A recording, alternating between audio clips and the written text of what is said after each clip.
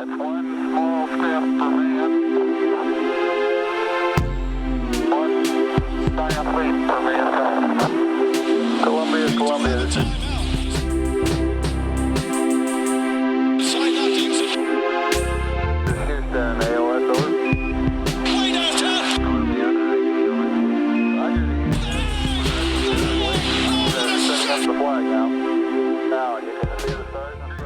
Hello, folks, and welcome to the TKW Podcast. I'm Matt Spendley, and I'm joined tonight by Kyle Maggio. What's going on, fellas? And Anthony Corbo. Yes. Boys, enormous win over the Atlanta Hawks tonight. Just absolutely enormous. Surprising Nice little bounce almost back. for a moment. It was. It was close. It was. They scared us a little bit at the end, but the Knicks end up pulling out a win in Atlanta thanks mostly to a big third quarter. We saw some big performances from Tim Hardaway, despite some inefficient shooting, although he was a team-leading plus 20. He was a welcome addition to the lineup. And his Cantor with 17 off the bench. Allonzo Trier was 16. So, first impressions from the game tonight. What are we thinking, fellas? I was going to say, Kyle, starts with Frank Ntilikina. Yep. It's just he hit a transition three. When's the last time that even happened? Who knows? He just looked confidently shooting the ball for a lot of tonight. I know he had the air ball, and that seemed to shake him a little bit, but Frank Ntilikina shooting, looked decent reading the lanes. His defense was incredible. He was able to reach his arm into a couple of loose ball situations and come up with steals. Definitely the bounce back game that Frank needed after a horrendous game against the Bulls. Yeah, no, I mean, the biggest thing was, we have to argue with people a lot of times about if he's going to be the answer at point guard going forward because of his lack of scoring ability. But it's funny we always argue about, well, you guys have to look at the defense. And that's generally always there. And then on a night like tonight where the first 2.5 quarters, you saw the defense and the offense clicking for him. And then you could just see how dramatic of an impact that has. And that was one thing I noticed. It's one thing when he's just playing defense, and it's another thing when he's playing defense and he's giving you, 10, 11 points in the first half. So it's nice to see, and especially with a matchup like, Trey Young to kind of shut that kind of a talent down entirely. He was 0 for 4 through the first, again, 2.5 quarters. And I think Trey Young's first basket on Frank came on a layup. It was a good layup, a tough layup, but it was in the third. And that came with 7 minutes left in the third quarter. So that was something that was the big thing tonight. That was something that Stone and I were talking about on the Twitch channel, the pregame show we were doing. We were playing Knicks versus Hawks, and I was just like, a lot of this game is going to come down to whether or not Frank Ntilikina can comfortably lock up Trey Young. And I thought Trey Young maybe looked a little bit uncomfortable out there today as well. He certainly did. He seemed to be a bit hesitant, and I don't know if I can attribute all of that to Frank Ntilikina's defense, but he absolutely impacted him out there, and that was a big key to getting that win tonight. Kyle, that goofy gif that you posted of him with the binoculars had me dying. I don't know if I've ever seen that before. That was cracking me up. I didn't. Yeah.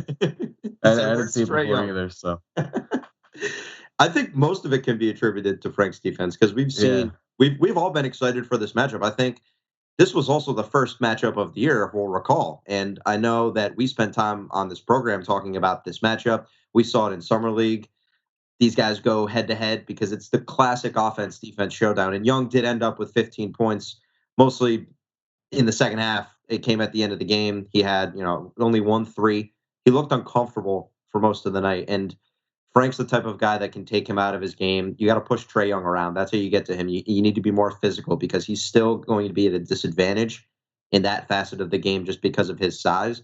But Frank and company did a really nice job tonight shutting down Trey Young. You know who stinks? Kent Bazemore stinks.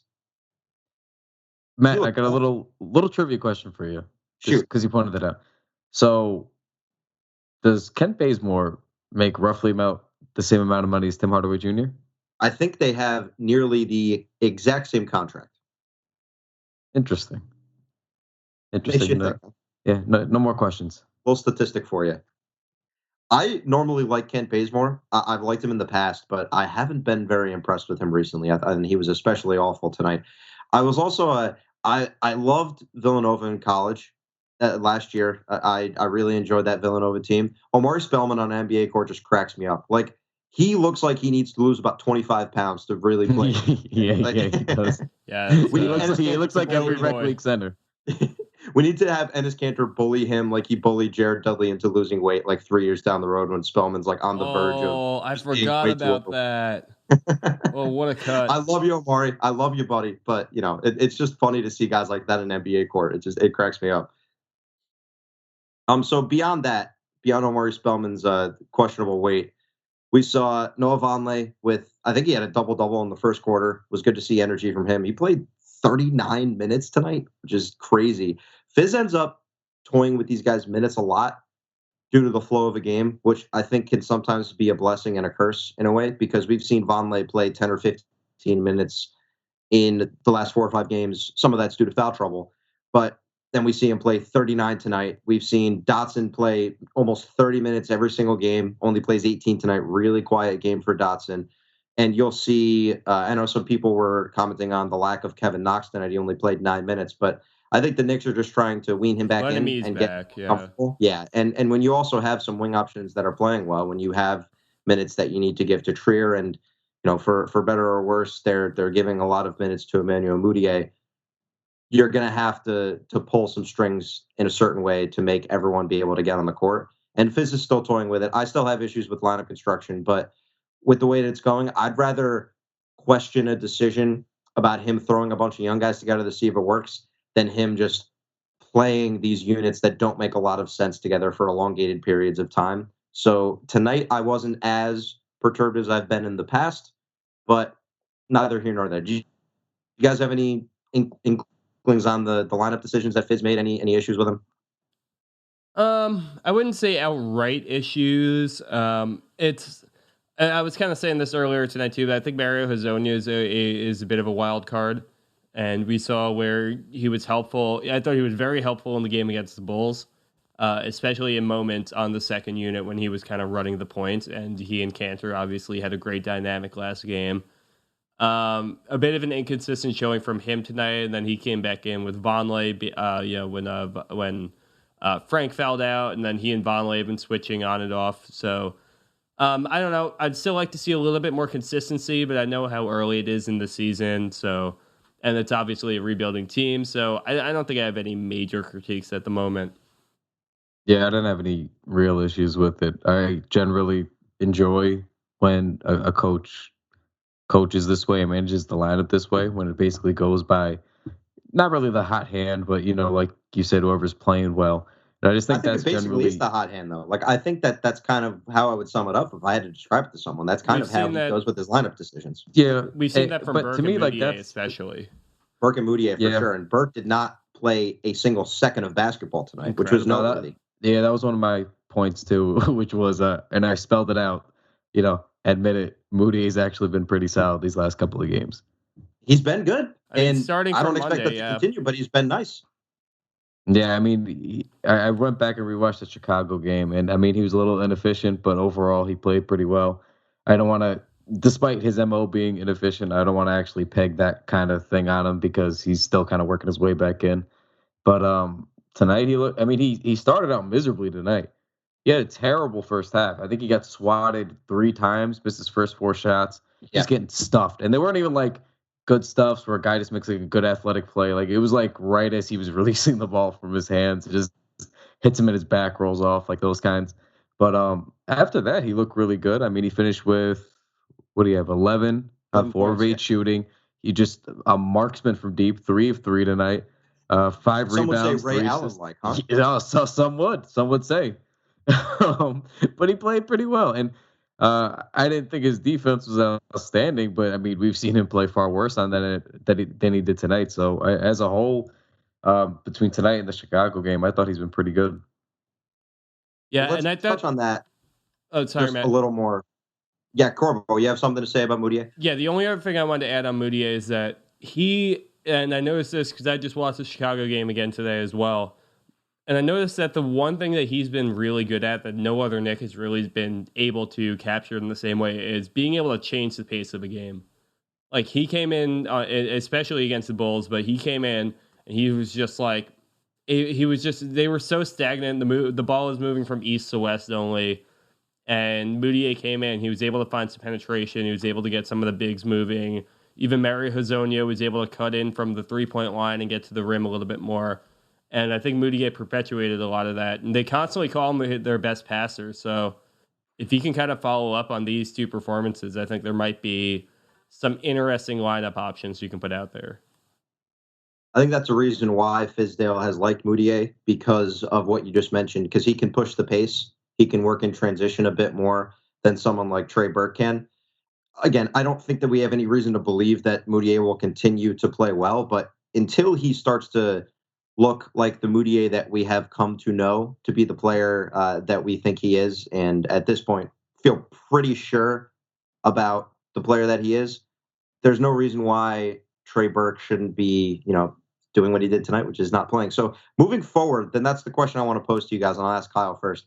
How do you want to see that guard rotation go out? Are you okay at this stage of the game with Mudiay playing these minutes at the expense of Trey Burke? Yeah. I mean, I just think that, we expected Burke's numbers to regress, and I know you were a big proponent of that, but they kind of, it was pretty steep so far this year. And then he doesn't really bring anything for you on the defensive end. He doesn't really bring anything for you in terms of pushing the pace, or even his assist numbers aren't spectacular. So Mudiay at least tries to do those other things. Like defensively, he was pretty active tonight too. I know he's not in the best of shape yet, but he was pretty active. He's working the ball around. Corbo mentioned that, Fizdale says he's the best passer on the team, which or of the guards at least. And I think that's true, but I also think it's a low bar to clear because that Burke's not particularly good and Frank's not quite the passer he needs to be right now. So, I do think that Mudiay playing ahead of Burke's makes more sense when you got a guy who's working the ball around. He's probably trying a little bit harder defensively, and if he's going to score kind of like this, then you kind of got to roll with that because Burke wasn't giving you much before it. Do you remember what my hot take was before the season about Trey Burke? I don't remember the hot take. I just remember you saying that his numbers are going to regress pretty steeply. I said this is probably going overboard, but I said by the time February or March hits, Trey Burke will be a bench warmer on this team and won't be playing. It's only November, boys, and look where we are. I do wonder how much of it. I think you're correct, but I do wonder how much of it is. We've seen Fizdale really rip and scale rolls back swiftly, like we saw with Cantor. It's game to game. I'm just being a dick. What. I know, but it makes me think of the dynamic that we're seeing right now with the team. I guess I'm trying to think of the last time we've seen coaches fluctuate significant roles like this before, really severely. Like Cantor would start on a lot of teams. Cantor should actually start on this team. He's just like, yeah, now you're gonna sit, and then you just see guys get Lance was a starter 2 weeks ago, and then I think he had an illness tonight. But just the way that the minutes fluctuate from 30 plus minutes a night to now you're just not going to play at all. I'm trying to, and I think next week we'll see Burke back in playing 30 plus again. So it's just very strange. It kind of reminds me a little bit of a lower stakes version of what the Lakers are going through, where you have all these veterans who are in there right now, and you have the young guys that they want to play. But the Knicks are in a better situation than them because they just have young guys who are trying to establish something. So Fizdale really has true freedom to go with the hot hand, go with who's making sense at the moment, and then try something new if that stops working, It's pressure, but it's kind of a positive pressure on these other guys to just keep on performing, versus where the Lakers is everything we have LeBron James, we need to win now. And they're just trying to find the best thing that's going to work in the moment. It's I feel like they're having a similar lineup crisis, but we just have way less of a panic about it. I love that point, Corbo, and I want to go into that a bit more because this is a Knicks team. All of these young guys, they need to prove that they can play in order to hit the floor. Look at Trey Burke. He was playing, 20, 25 minutes. All of a sudden, Mudiay comes back. Mudiay has been playing well. Trey Burke is a DNP. We could see if Damyean Dotson has another tough game, Maybe Dotson gets swapped out of the starting lineup. Maybe if, Mudiay starts to heat up, they do something strange like that. I wouldn't be surprised if Fizz makes those decisions. It puts a lot of pressure on all of the players, and I think it's mostly a positive pressure to play well. It puts a fire under their ass. It's saying you need to be the player that's going to contribute in the way that you are supposed to on this team in order to get the minutes that you think you deserve. And we talked about this ad nauseum about the keep what you kill, the mentality that you need to play up to the standard to be able to play on the New York Knicks this season. And I think it's going to be frustrating for these guys. And from a fan perspective, it can be frustrating at times.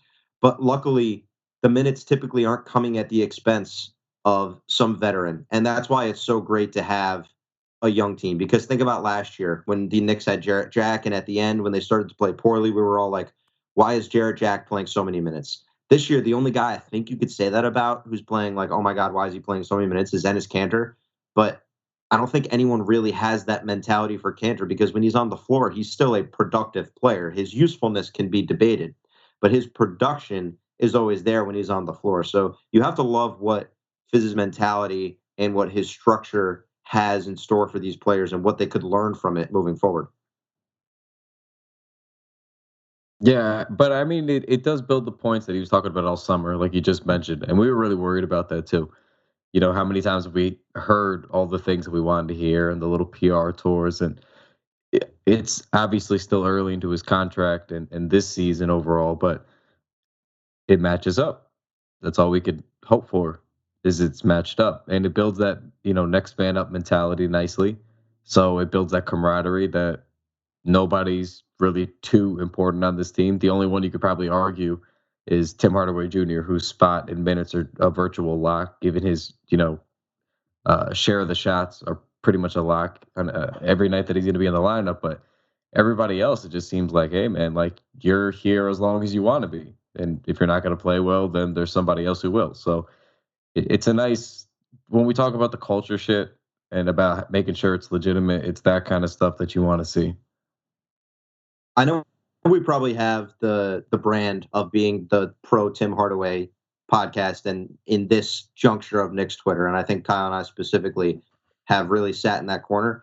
I'm going to give an anti-Hardaway take. I can't stand him in close games. I can't, because he has this, like, I need to shoot the basketball. Mm-hmm. I'm the highest paid player on this team. I need to completely control the game. And I was sitting there watching with my roommates, and I'm saying, he's not the guy that I want to be taking these shots. Work the offense. If you can get him a good 3-point shot, obviously I'll feel good about that. He's your best shooter. But he just gets in this, I need to score, I need to drive, I need to take the contested layup, I need to take the step back three.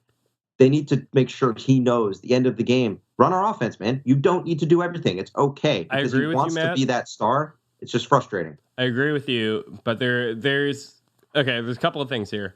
The first one is like, look at where the team was last game when Tim Hardaway Jr. wasn't there. Especially less so in close games we were talking about, but more like starting games off and just the general pace of that game up until it got close in like the fourth quarter. Without Hardaway there, these guys looked lost. They didn't know where to go. The one thing that I think that a lot of these players who are on the Knicks right now need to learn more than anything is how to react off the ball and how to be moving around the court when they are not the focal point of the offense. And I think having Tim Hardaway Jr. there, an established, steady player in his prime, but not a veteran too old, to be able to take those shots and be able to run things for them while they kind of operate and figure out where they need to be is very beneficial to these players as they begin to develop. For sure.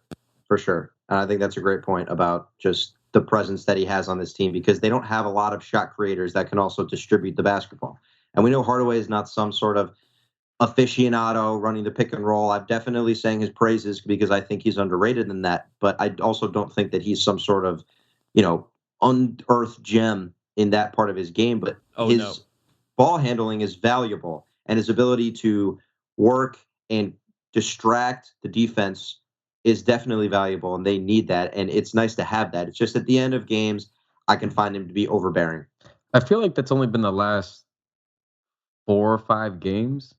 If I'm not, because I feel like earlier in the year, a lot of what was fun about what they were doing was in the flow of the offense. And I feel like you and I were pushing for, like, look at all these clean looks he's getting, like, the entire game. Like, it seemed like his shot selection at the time was mostly cleaned up. I feel like the last couple of games he's really been trying to gun to keep it, the guys back in it. That's just, I have no statistics. It was just something that I've noticed the last couple of games. It looks like he's pressing a bit more. Yeah, and like that's who he really is at the heart of his game. And as much as we enjoy him and think that he can be a bit underrated amongst the Knicks community and potentially in the greater NBA community, I think that he is what he is, and that sometimes can just be an overbearing player, especially at the end of the games. Yeah, the last thing I want to say on Hardaway though is to that, I think that's okay if that is who he is, as long as he's always shooting 50% of his shots from deep. That's the first thing. And getting to the line 20 times. Yeah, I mean, no. I mean, I was going to touch on him doing that tonight. That's something that you would like to see him incorporate more of. 20 is unrealistic, obviously, but if he can get to the line like 6 times a game, like that would be big. So him just drawing a little bit more contact, but honestly, I'm not going to really gripe about his shot selection too much, as long as a lot of those are value shots with the threes. Like if everything's like a pull-up contested three, then sure, but generally the threes are the good looks, and then what happens when he gets inside the paint sometimes in the half court. So if half his shots are going to come from outside, I'm going to try to withhold my judgment of his shot selection too much. Agreed. And he's not going to shoot 2 of 11 from deep every night. It's an outlier tonight.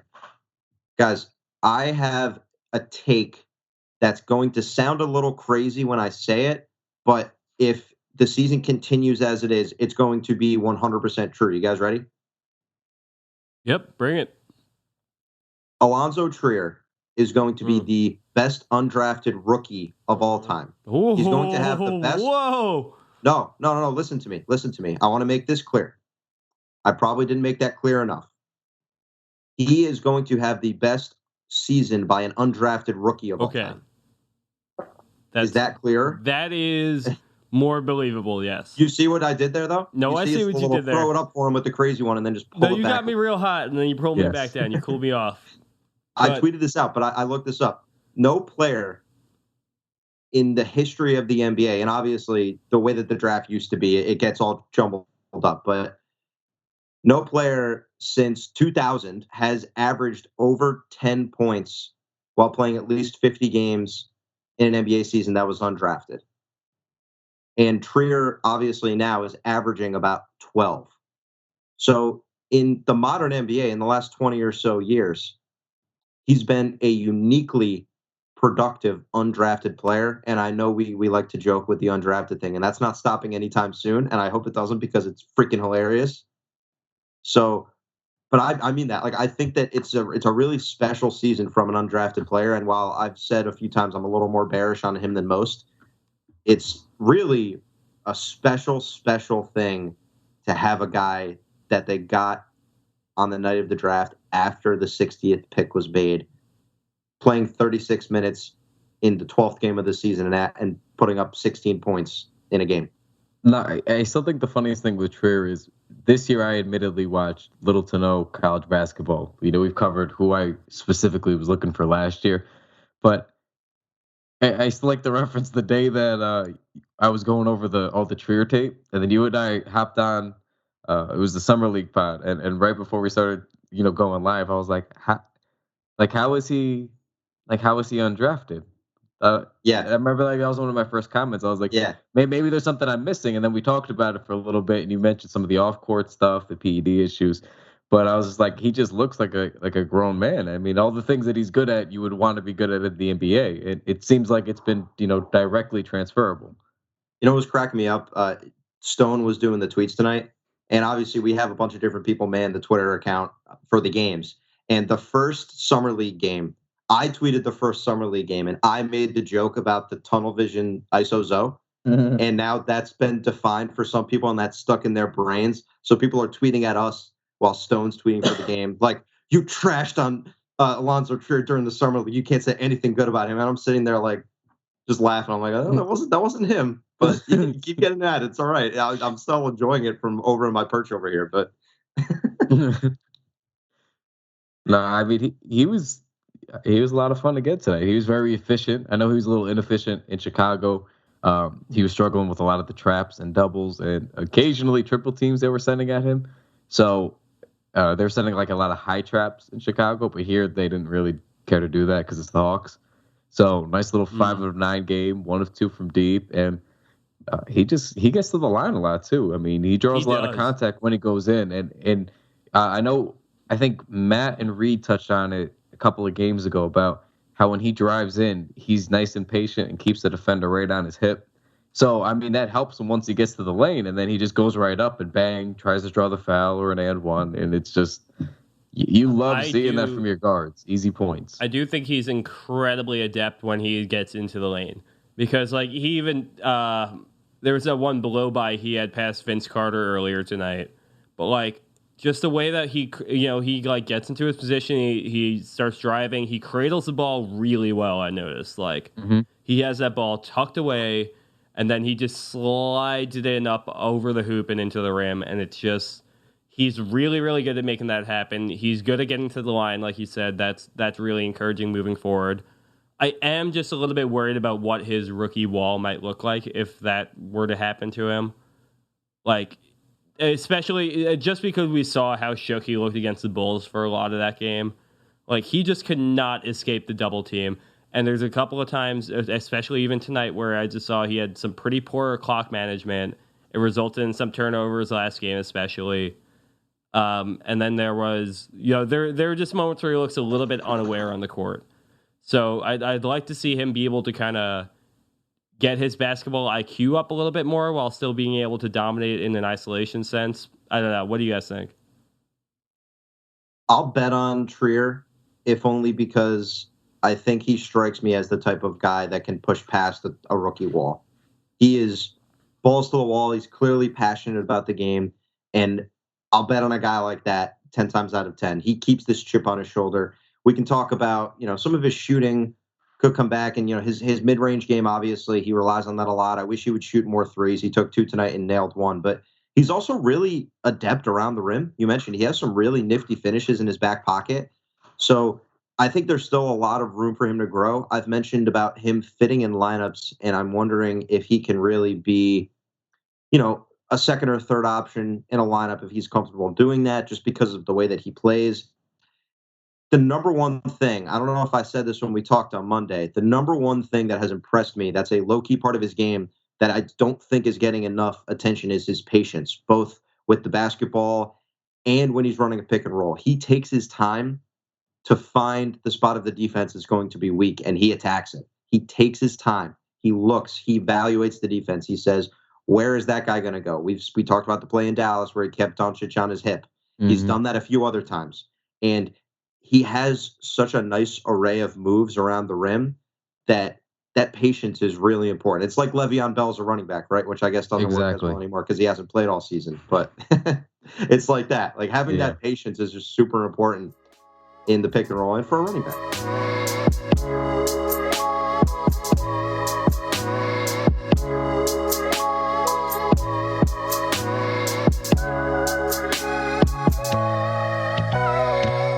I mean, not even really segue, but I was just thinking about the other guard that's been playing well, too, that had a really quiet night, was Dame Dotson.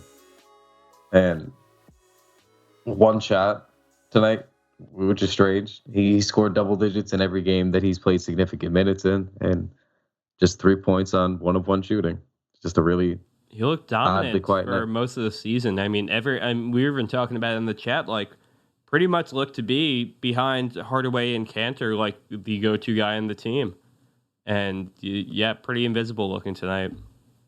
Yeah, that's right. I think a player like him, a game like this is bound to happen every once in a while, because a lot of his offense comes in the flow of the team. But defensively, I think he impresses me. He contests almost every shot. He is incredible at contesting jump shooters. It's a skill that is absolutely needed in a team that has some guys that overcommit on defense and aren't exactly, able to shut guys down beyond the couple guys we know that are great defenders. But Dotson, in terms of contesting shots, something he does incredibly well. Yeah, I mean, having him and Frank out there in the first half was just lovely. I mean, it was just a difficult time for Atlanta when those two were out. But and the fun thing about both those guys, too, and Dotson is really good around about getting around screens. Like, he just fights over them half the time, gets through them, and you just love to see that from your guards. Just love the way that guy plays. Absolutely. All right. Are you guys worried about Kevin Knox at all? No, but I mean, it was a shit game, but no. Yeah, I mean, I'm not. I'll give him some time to come back. That was a nasty ankle sprain that he had. What that set him out. Like, he really rolled that thing over. So he gets a couple of games of leeway for sure. That being said, he hasn't really impressed at all this season. But 19 years old, rookie year. I will give him until like the end of this calendar year at least before I start levying any kind of heavy criticism on him. But it would just be nice to see that scoring coming around. Yeah, and I wouldn't say he hasn't impressed at all because he did have that 17-point game in Brooklyn. Oh, yeah, in the that's second true. Game. Yeah, and then he hurt his ankle in the next game. But yeah, I agree. He just looks rusty. The jumper looks rusty. I liked the 3-point opportunities he got. They came nicely, and I've said about his form, I think that he's going to be a good 3-point shooter in due time.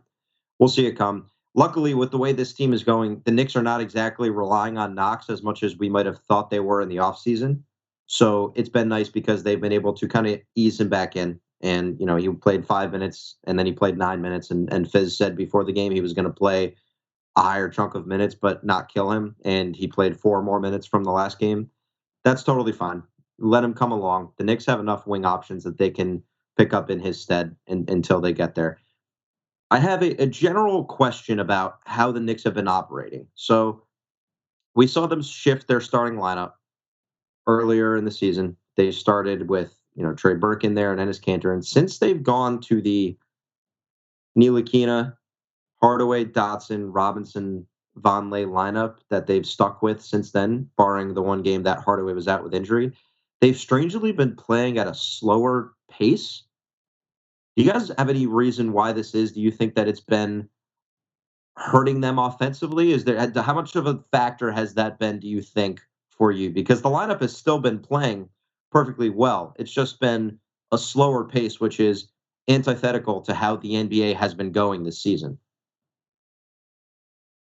I think it is a little bit of an issue, and we saw that come to be when they played Chicago on Monday. Like we were saying, it just came to a screeching halt, and they didn't really seem to know how to develop. But I think they're also starting to figure out who is able to push the pace a little bit more on this team, and who is kind of more capable of just playing within a role. We saw that out of Mudiay, and again, how much that continues, we're not really too sure. But they are definitely playing to some of the other teams' paces. Like their defense is looking good at times as well too, which is kind of, I think, contributing to some of the slower pace. But yeah, I wouldn't say it's necessarily hurting them so much, but I think certain players more on an individual set kind of have struggle when they're not really contributing in a faster paced game. Cal, do you have anything on the matter? No, I mean, it's not how you want this team to play. This team's supposed to play fast, like we saw the first couple of games of the year, but I do think it's hurting them. I don't know. I'm just spitballing or speculating. I don't know if there's, maybe he wants them to try to work out of the half court a little bit more the more it gets into the season. If he's preaching all this developmental stuff, and that's why he's willing to sit in Enes Kanter type of player. But I don't know. But you want to see these guys run. This is the strength of their best player right now. Tim Hardaway Jr. is running, and it's just, I'd like to see him go back to that. That's how they started the year. It was a lot of fun to watch those games. So I just hope they get back to that because their assist numbers are down, pace numbers are down. So it's very strange offense right now. Yeah, we had a great piece on the site by Jack Huntley, the rising star Knicks Nuance, about how the Knicks are second to last in assists per game and some of the reasons why that has been. And a lot of that's because of the lineup changes. Some of it is just because of the flow of the offense, the way that the Knicks tend to operate. So those are a couple things I'll be keeping an eye on in the next few games to see if that changes at all and where the Knicks end up ranking in those pace possessions. Are the doggos back alive, Kyle? Yeah, they made their way upstairs and then decided they didn't want it anymore. And then they went. It's just a matter of time. All right. I have a rant to go on about please. Tanking. So do you guys have anything else you want to talk about the game? Because we can come back to the game But if there's anything else about the game that you want to talk about before I go on this, please speak now or forever hold your peace. Please, Matt. There's nothing I want to hear more than a rant from you. Okay. So here's what I'm going to say. The way that the lottery odds have flattened this year, I said this morning, I tweeted this out, the Knicks can be the 8th worst team in the NBA and still have a shot at jumping up into the top 4 that's higher than it's been in the past. So we had some people mentioning, and I think this is perfectly fine to think. If you think that the Knicks are a little better than we're giving them credit for, I think there's reason to believe that based on their underlying numbers, because they've lost so many close games that they're due for some positive regression and that they'll end up winning some of the close games. We saw them win a close game tonight. But we can still watch all of these Duke guys because there was obviously the huge game last night where Zion Williamson, RJ Barrett, and Cam Reddish went out and just completely decimated Coach Cal and the Kentucky Wildcats. I was completely enamored. I usually hate Duke. I'm going to struggle to hate them this year just because that's going to be so fun. But you guys need to understand, and I think this goes for all of us, and when we think about the draft, the Knicks are going to be a lottery team. The way that the lottery works this year is in favor of lower teams being able to jump up into the top tier and still acquire a great player. And even if you don't think the Knicks are that bad, please find me 5 teams that are worse than them. I think the Cavs are worse. I think the Suns are worse. I think the Hawks are worse. Maybe the Bulls. And you could argue with the Suns. I'm not totally sold on that one. But then after that, you're looking at Dallas. Washington's down there right now. They're not going to stay down there. You're looking at Orlando. Sacramento, too. Sacramento's been up there. I think Sacramento is clearly better, but they could pretty easily regress. No, I think they're better than the Knicks right now. I think they jumped a tier. I would agree. There's simply not that many teams at the very, very bottom because it's Cleveland, Phoenix, Chicago, Atlanta, New York. Because even Dallas, they're struggling, and I wouldn't be surprised if they perform poorly, mostly because they have a sieve at point guard in Dennis Smith. But the other teams that are in the lottery right now are Minnesota, Utah, the Lakers, the Rockets, the Pelicans, and the Nets. And those teams are clearly better than the Knicks. Clearly.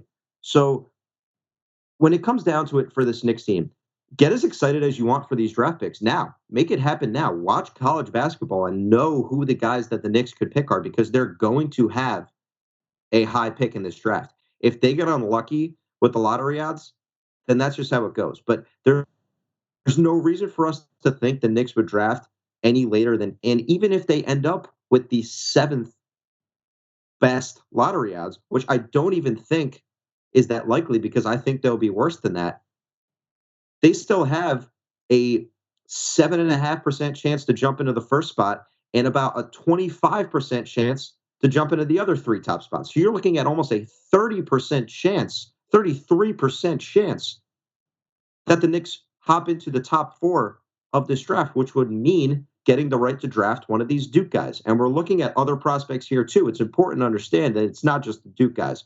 Romeo Langford out of Indiana, Nasir Little out of North Carolina.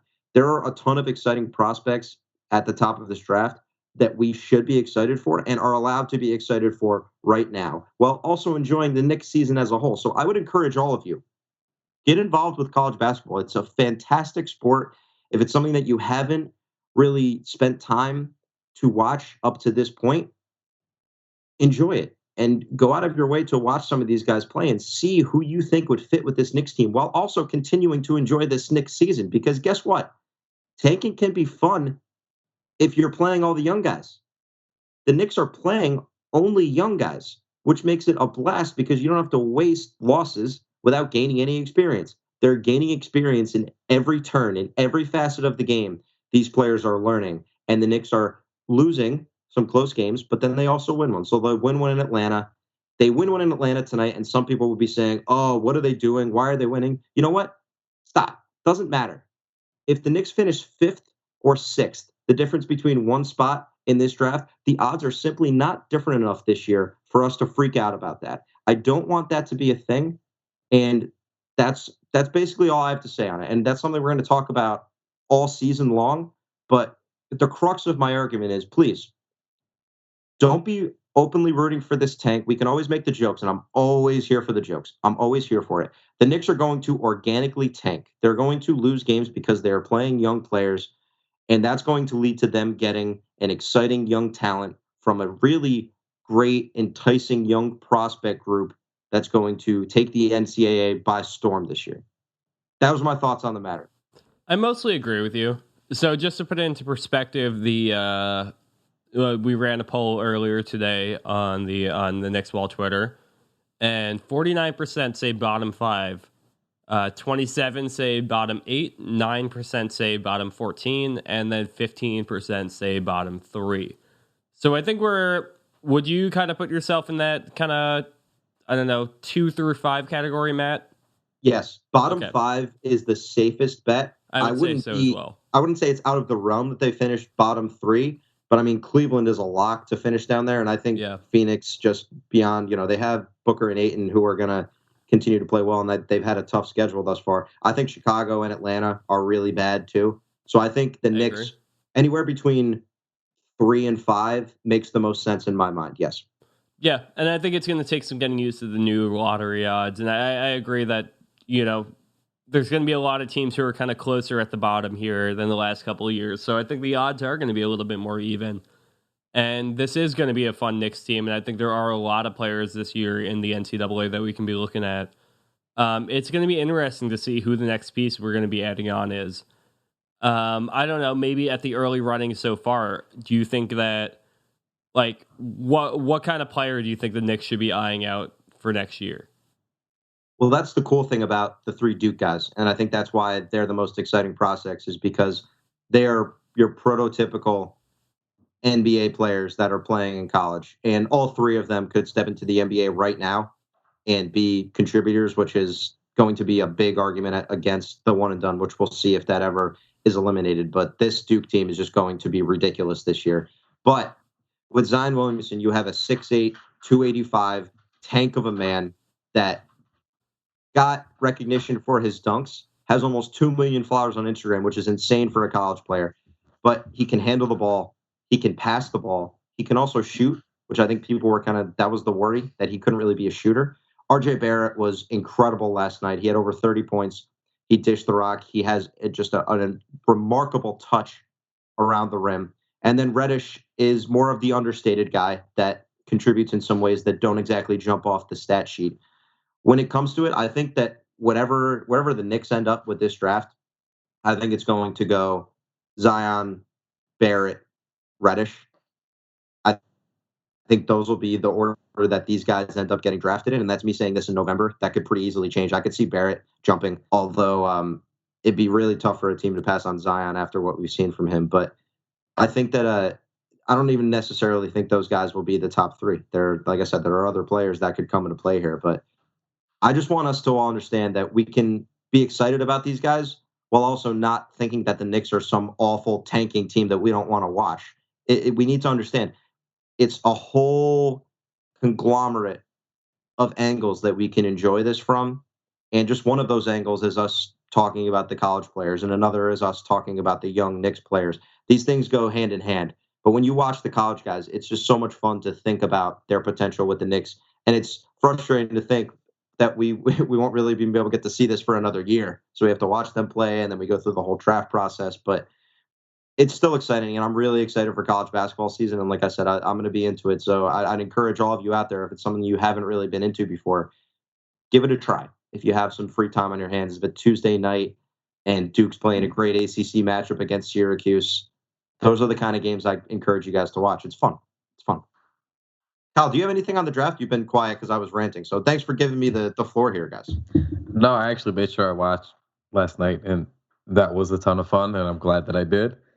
I don't know. I don't even want to think about who I would want more right now, because both Barrett and Zion were just incredibly enticing. Zion's built like a refrigerator with wheels. That guy just moves down the court. It's the wildest thing, and he's graceful. He's got a nice touch on his handles, and just like you see all the highlights. Everybody by now has probably seen all his YouTube or Instagram highlights, and it's different when you see it on a bigger stage where the competition's better. And, anybody that seemed to have any worries about his game actually translating onto a legitimate playing field, a legitimate court. I mean, Kentucky's no pushovers, and it should have gone away because he looked tremendous. He did a little bit of everything, and then obviously Barrett was just the best player out there last night. So I think about this a lot. Everybody seems to have one guy that they're pulling for. There's a lot of Zion only people, a lot of Barrett only people, a few Reddish people, but I just want to keep watching Duke and just talking myself into hopefully landing one of these. Going to be fun. And like I said, there's other guys. Watch North Carolina. Watch Kansas with Grimes. There's other players out there that are going to be a blast to watch too. So I just wanted to get that in. You know what I want to say too about the draft odds thing? Yes, go ahead. I don't know why Knicks fans specific. First of all, it's one of the worst angsty things you guys can do is to tweet angrily about wins and losses that we never had any control over anyway. Just the chips are like it. I understood. I said this on the last, but I understood getting upset the Shane Larkin year. Like that was a just dreadful year. So every loss mattered more, and it ended up working out for us, right? But the thing was, we had the second worst odds the second best odds at the time. And where did we draft that year, Matt? We drafted fourth. The odds didn't work in our favor, though we did get Porzingis. But the odds didn't work in our favor where we should have gotten the second pick or anything like that, right? So that's one. And then what was it? The Ntilikina? Was it the Ntilikina year or this year? It was the Ntilikina year, right? When nobody had moved back from 7 to 8 in I don't know how many years. And then the Knicks moved back 7 to 8. Yes, because they moved. They lost the coin toss with the Minnesota Timberwolves. Yeah, and then this year I think they did they have the 8th or 9th? They stayed in their spot this year. They stayed. Okay, so we whine about getting the best percentage, and the best percentage doesn't really work out so far. It's not like we got a taste of it like Cleveland, where we got a couple of ridiculous first round picks, or even first overall picks, or even one. Like it just hasn't worked out that way. We just didn't get like the big break.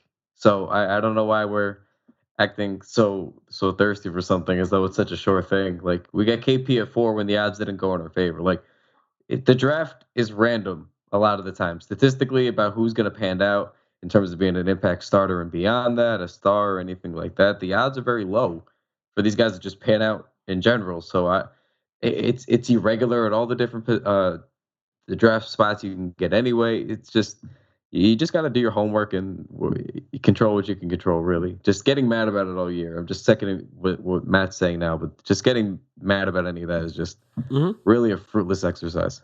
Yeah, it's all about the odds. You never know how the other teams in the league are going to finish. You can only do what you can with your team. And I'm totally of the opinion that you can actively root for a team to win games and also be tanking at the same time.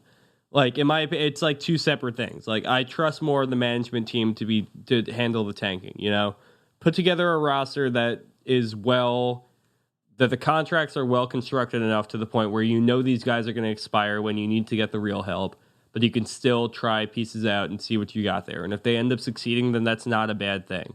It can't all be for the draft pick. And at the same time, like I'm totally in favor of the coaches and the players encouraging winning. Because how else are you going to go out on the floor and actually try and actually learn and try to, improve your craft if you're not trying to be the best you can be? So absolutely, I think there's very valid points to both sides, and I think there's a conjunction you have to kind of find between them. I think I watch the Knicks most Knicks fans do. If they win, sure, that's good. If they lose a game, okay, that's fine too. I don't get too high or too low because there aren't any expectations. It's all about the signs from the young guys. But a game like this in Atlanta that they win, we saw some nice signs from Trier continue to progress. We saw Frank have a great game defensively and then had a nice scoring, kind of run there.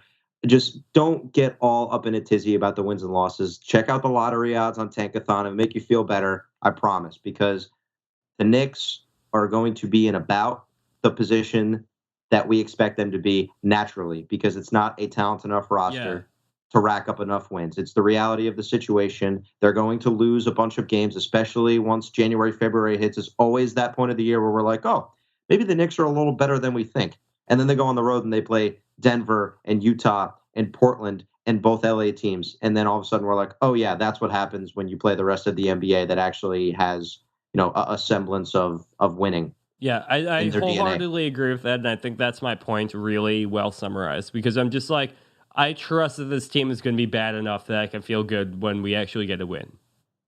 I think that's just what it comes down to. I think it's that, this roster is a growing roster and they have a lot of holes to fill and they have a lot of things to figure out. And that's just going to lead to losses. So when they do actually have games where they figure it out and they look pretty good out there, it's okay for us to celebrate that. And they're going to be able to add a great player in the draft either way. I have one final thing before we get out of here that I just want to make a point of, because I thought about this today. It's baffling to me that no Knicks head coach in the last 15 or 20 years has thought to bring in all of these stars from the past. We've seen Fizz bring in Bill Bradley, Patrick Ewing. He had Clyde speak to the team. Bernard King spoke to the team today and was at the game. Why has no other coach done this? Is every other coach just an idiot and Fizdale some genius? Or is it just like a New York curse that was cast upon the likes of Mike D'Antoni and Larry Brown that went elsewhere and did great things? Like, how did no one else think to do this? It's the perfect PR move, and it earns brownie points. Larry Brown's a wild pick to pick out of there. Because he had success elsewhere. I'm saying that they came to New York and they were just dumb. They did think to do it, though. Clyde's been talking about this shit for years. Forever. Years.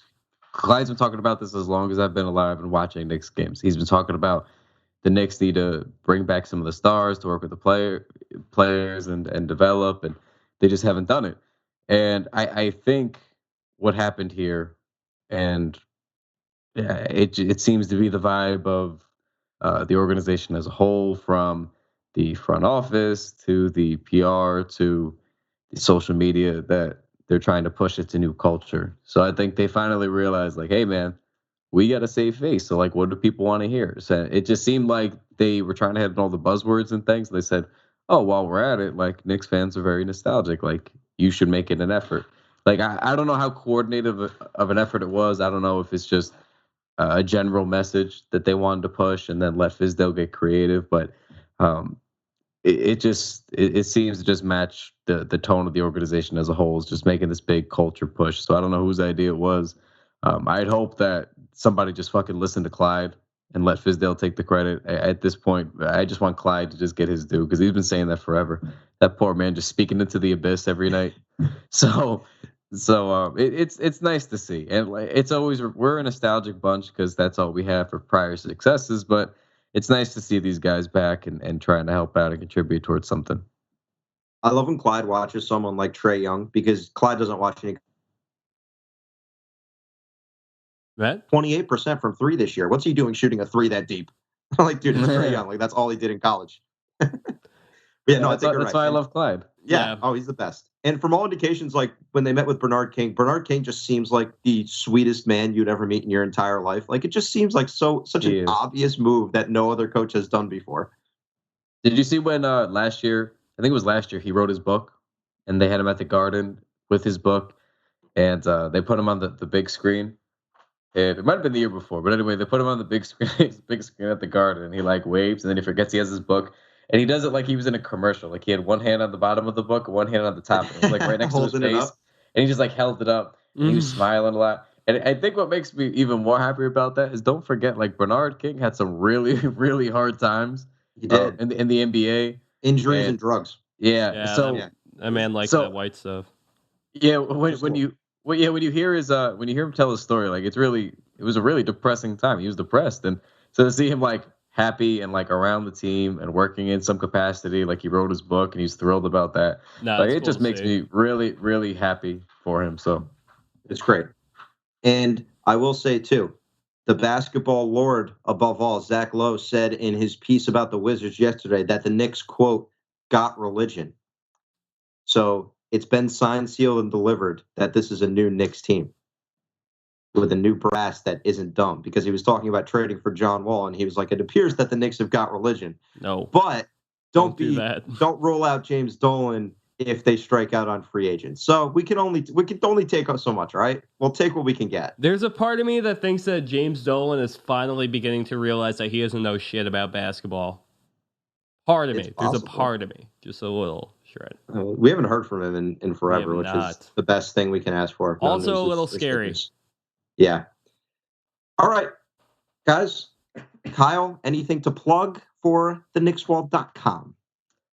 Yep, so obviously make sure at theknickswall.com you're just checking out all of our great content, all of our great features, the previews, the articles. Anything that goes up there is gold, so make sure you're always tuning in and checking that out daily. Make sure after you get done with this, if you're not already subscribed to the podcast, give us a 5-star rating and review. We appreciate that. It helps us continue to do what we do. We'll love you for that. Yes. Make sure you subscribe to our Twitch channel. We're trying to do our pregame 2K shows on there. So it's twitch.tv/theknickswall. So we just generally play out the upcoming matchup of that evening, and we just try to play it out with 2 of the staff members and talk a little Knicks with you guys. So join us there. We're I wouldn't say weaning off Periscope, but we're just trying to see what works and experiment a little bit. We're all go over there.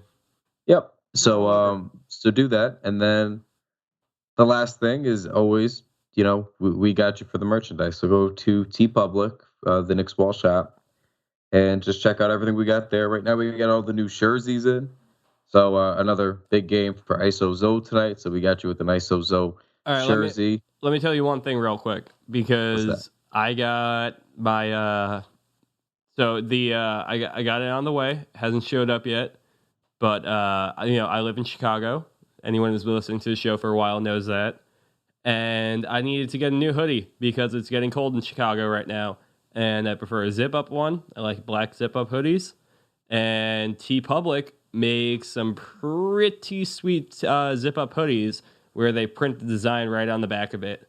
So I got John Starks' dunk right on the back of my hoodie now. And everywhere I walk in Chicago, people just get to look at me and look at John Starks dunking over their hero Michael Jordan and Horace Grant. I know there's some discrepancy over whether or not he dunked over Jordan, but it's on the back of my hoodie, and they get to see that when I'm walking around, and they don't say shit to me, and it's great. So let's dunk over Chicago together and buy some Knicks Wall merch.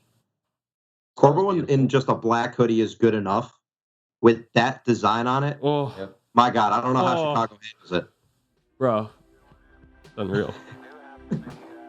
All right. With that being said, Knicks are back in action on Saturday in Toronto. Going to be a tough one against the 10-1 Raptors, but we will talk to you guys on Monday.